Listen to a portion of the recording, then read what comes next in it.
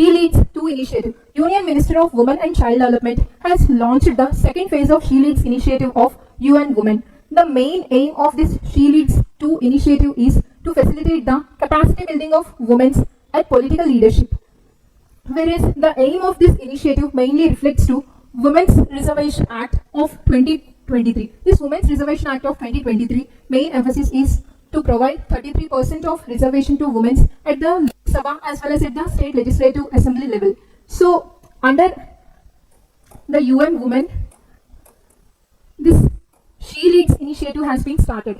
Actually, this UN Women is nothing but it is a top UN entity organization. This UN Women organization has started an initiative called the She Leads initiative. This She Leads initiative has been dispersed to different countries globally, and the main aim of this UN Women organization is to promote the women's rights as well as to promote the gender equality and reducing the gender equality and reduce the gender inequality and promote the gender equality and empower the women as well as girls, and to promote a global equal countries. To promote a globally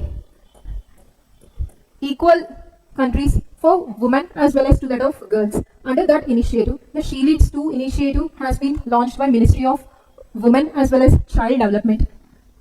And under this She Leads 2 initiative in India, the main aim is to facilitate the capacity building to women in public as well as in political leadership.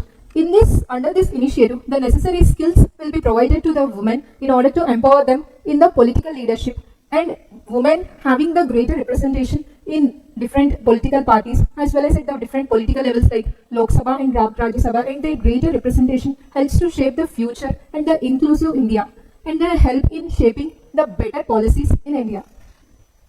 So that is all about the She Leads 2 initiative, which has been launched by Union Ministry of Women and Child Development, which is a part of UN Women initiative.